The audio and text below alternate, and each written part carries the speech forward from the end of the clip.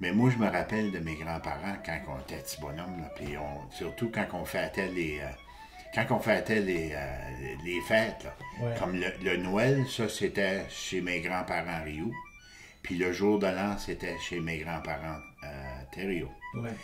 Et puis, c'était des gens, c'était tous des Roger Bontemps, là. C'était du monde qui, premièrement, ils aimaient vraiment le monde, puis quand il y avait beaucoup de monde alentour des autres, là, ben, c'était toujours la fête. Ah ouais. Puis, il y a des gros repas, puis des cadeaux. Ma grand-mère, Rio, la Noël, avait tout le temps des petits cadeaux pour tous les petits-enfants. Puis c'était des grosses familles dans ce temps-là. Là. Et il y en avait des... il y avait plusieurs personnes dans la maison, mais on avait tout le temps des grands tablés. Je me rappelle, ça prenait 2, 3 tablés de monde pour manger. Là. Ah oui. Ah oui, c'est quelque chose. Tout le temps de la belle énergie. Ah, toujours. Oui. Ouais, Ah oui, ouais. ah oui. Et mon père et ma mère, à leur 60e anniversaire de mariage, je pense.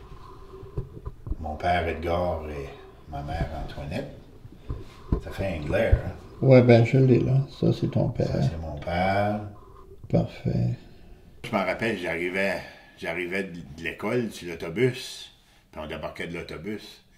Puis mon père était sur le tracteur au large, avec le tracteur, puis il était après cercler les patates. Dans ce temps-là, on appelait ça passer les patates. Soit faire des rangs, ben non, juste adoucir la terre un petit peu. Puis j'attendais mon père chanter sur le tracteur de la maison.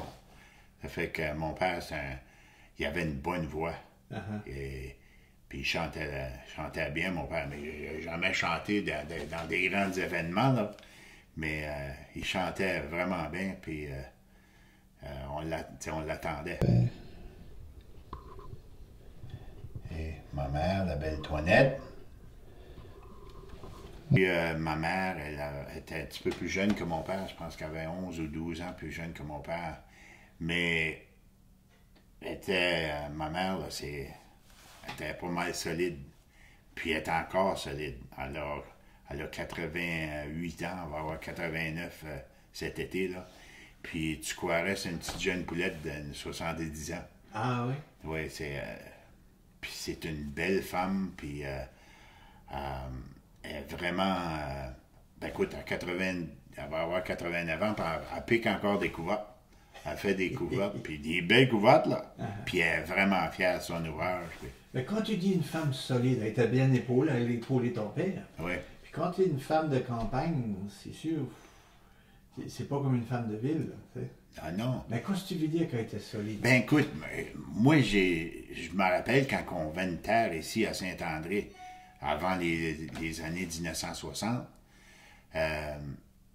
c'était une terre, on avait des poules, on avait des moutons, on avait des cochons, on avait une team de chevaux, puis tondre des moutons, là. Ma mère a déjà tondu des moutons, là. Elle prenait un mouton avec, il y avait des ciseaux, là, puis écarner la laine, puis j'ai tout vu ça faire, moi, là. Ah oui? Ah oui. Dans les années 50? C'était quoi, 58, 59, là? Il gardait encore la laine? Ah oui. Ah oui? Ah oui, puis elle avait Oui, elle avait un moulin à rouette qu'elle appelle, là. Ouais. Puis, tu sais, comment, je sais pas si tu as déjà vu ça, là, mais moi, je me rappelle, là, il y avait une grosse machine, là, puis là, ça virait, puis elle tirait la laine pour faire des... Ah oui, j'ai tout Là, vu vous ça. tricotez des bas. Oh mon Dieu, Seigneur, on en tricote encore, des mitaines. T'arrives chez nous à ma mère, là, puis elle fait de quoi? Soit qu'elle fait du pain, ou qu'elle fait des bas de laine, ou qu'elle fait des couvertes, ou, elle, tout le temps peut travailler. Ouais. Parce que elle peut pas arrêter. Ouais. C'est une... Ah, écoute, ma mère, là, moi, c'est pas mal spécial, là. Oui, hein. Ah oui. OK, ça, c'est notre petite famille à nous. Ma femme, les jumelles, puis notre grand-fille en arrière. Ça, c'est elle qui veut faire un chiro. Ben moi, j'ai venu au monde d'une famille d'agriculteurs. puis nos ancêtres, ça a tout le temps été des agriculteurs. Le premier dollar que j'ai gagné, ça a venu d'une main d'un agriculteur. Et puis là, on s'est éloigné un peu. J'ai fait de la mécanique. J'ai conduit un camion. J'ai fait la livraison pour Atlantic Wholesalers. Ah oui? Puis là, en jouant du hockey sur les old-timers, qu'ils appelaient la Ligue industrielle, j'ai rencontré ce gars ici, puis il me disait ça, il dit, Fern, il dit, il y a une ouverture là, à l'entreprise où ils font de l'engrais chimique, Ouais. puis ils cherchent un gars pour travailler. Mais il dit, si je serais à toi, j'irais appliquer. Ça fait qu'en 1974, j'ai été appliqué là. Et puis, il restait là. Ben, l'ouvrage a évolué de l'engrais chimique à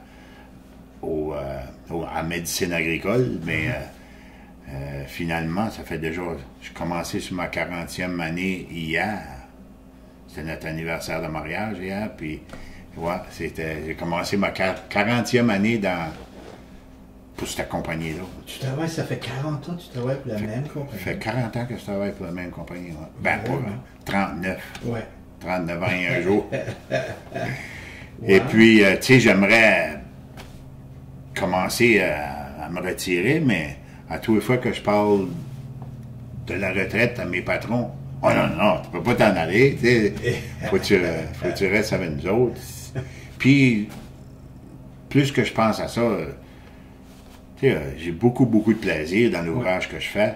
Je travaille avec mes amis, les cultivateurs, puis ça, là, c'est enrichissant.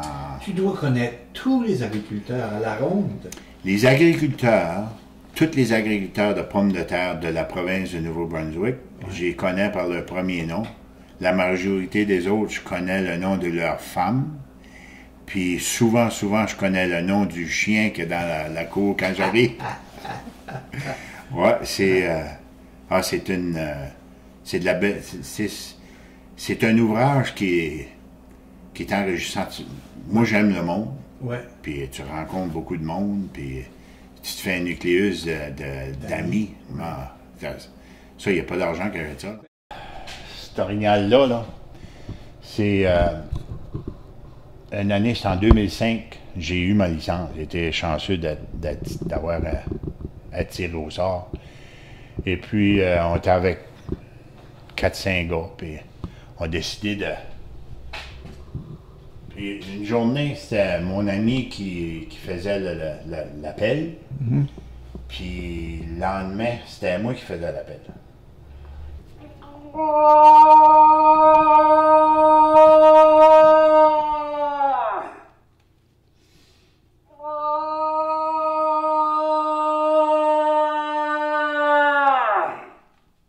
Puis plus loin qu'il est, plus fort que tu lâches ça. Puis tu fais une répétition de 3 à peu près, là. Puis, ça dépend. Ça, c'est le corps de la femelle. Puis quand il y a une femelle avec lui, puis il te répond, oh! Ben là, il faut que tu fasses comme lui, puis tu casses des branches, puis on va à la chasse avec une rame de bateau, là, puis on gratte ça dans les branches. Puis là, lui, il pense que c'est un autre mâle qui est dans son territoire, puis il vient voir ce qu'il y a là. La journée avant, on était sur un bord d'un ravin, là, puis on l'appelait, puis ça répondait, mais il y avait des femelles avec eux autres, puis ils ne sortaient pas. Puis moi, j'ai dit à mes amis, j'ai dit, on devrait se trouver une manière pour aller chasser proche du bois franc, parce qu'il y a à le manger dans le bois franc, puis il descend ici. Ça fait que le lendemain matin, on a trouvé une place. Puis quand on l'a rentré dans le chemin, bang! Il y avait quelqu'un qui avait déjà été chanceux parce qu'il y avait une panse sur le bord du chemin. Puis on a été virés à l'autre bout du chemin, puis il y avait un autre gars qui en avait tué un. Puis on y a même des gars de Balmoral, puis on les a aidés à embarquer les animaux là. Puis les gars, ils disent, c'est comme rien qu'on chasse site, là, il y en a déjà 2 de partis. J'ai dit, s'il y en a 2, il y en a 3. Ça fait que dans l'après-midi, on a mis des guenilles d'urine de jument. Puis il venait juste une belle petite brise, là, puis ça descendait ça dans la vallée. Puis vers 5 heures, j'ai sorti avec mon cornement. Et puis, et ça ici, ce cornement-là. Puis j'ai lâché un col d'orignal. Puis il me semble que j'avais attendu de quoi, mais il ventait juste un petit peu, là. Fait que j'ai pensé, je vais attendre une 15-20 minutes encore, puis encore, je le lâcherai de plein poumon, là. Puis là, cette fois-là, j'ai attendu de quoi. Puis là, il était 6h moins quart. Puis il était bon jusqu'à 8h à peu près dans le temps de la chasse à l'orignal à chasser. Et puis, à 7h15, j'ai vu l'orignal venir. Il était loin, là. Puis il montait.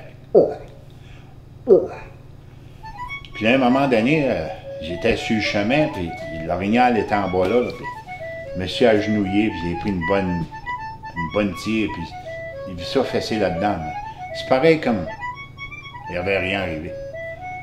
Ça fait que je dis, d'en rentre un autre, puis j'ai encore à même place.